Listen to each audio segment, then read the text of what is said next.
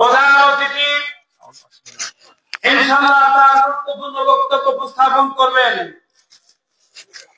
আমি সংক্ষেপে এতটুকু কথা বলতে চাই, বাংলাদেশ জামাত ইসলামী এই দেশে সৎ যোগ্য খোদাভীরু নেতৃত্ব কায়েম করতে চায়। সৎ যোগ্য খোদাভীরু নেতৃত্বের মাধ্যমে বাংলার এই জমিনে কোরআনী নিজাম প্রতিষ্ঠা করতে চায়। আমরা সকলেই জানি কোরআন দ্বারা প্রতিষ্ঠিত এবং শাসিত দেশ, সেই দেশের মানুষ অবশ্যম্ভাবী কল্যাণকামী হয়ে থাকে।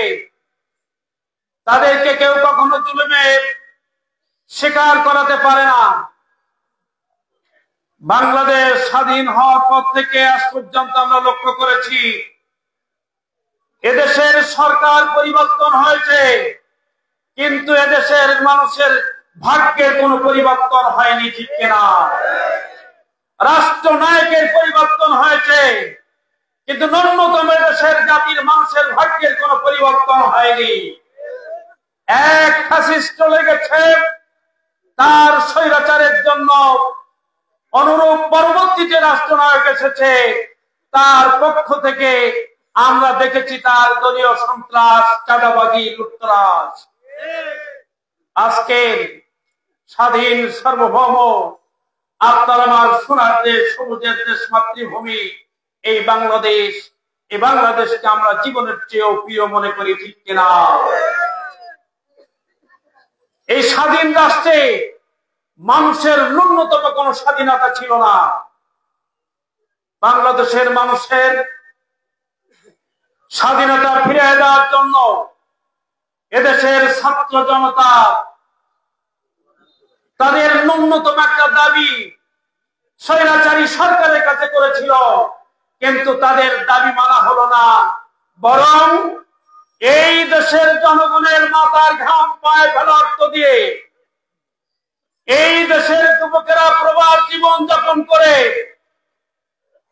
তারা টাকা পাঠিয়েছে, সেই টাকার অস্ত্র কিনে ছাত্র জনতার বুকে তারা তাজা গুলি মেরে তাদেরকে হত্যা করে আপনার আমার সোনামণিদের চির বিদায় করেছে, ঠিক কিনা?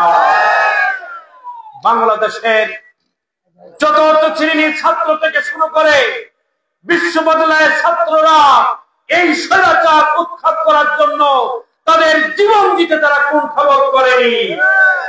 রংপুরের আমসাইদ বুক টান করে বুকটা এগিয়ে দিয়েছে, তোমরা মারো গুলি, কিন্তু বাংলাদেশের এই পরাধীন মানুষকে আমরা স্বাধীন করেই ছাড়বো।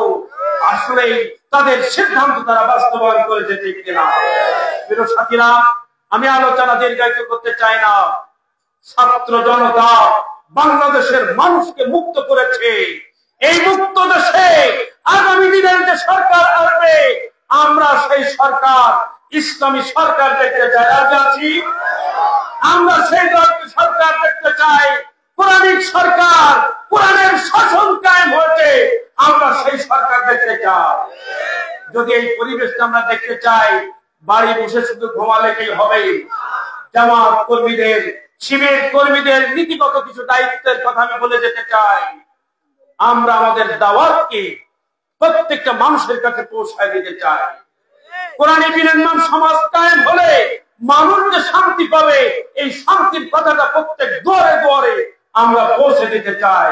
আসুন সেই দাওয়াতি কাজের মিশন নিয়ে, ভিশন নিয়ে আমরা সামনে আগাই। রব্বুল আলামিন আমাদের সকলকে কবুল করুন, আমিন। আমার তৌফিক ইল্লা বিল্লাহ। আসসালামু আলাইকুম ওয়া রাহমাতুল্লাহি ওয়া বারাকাতুহু।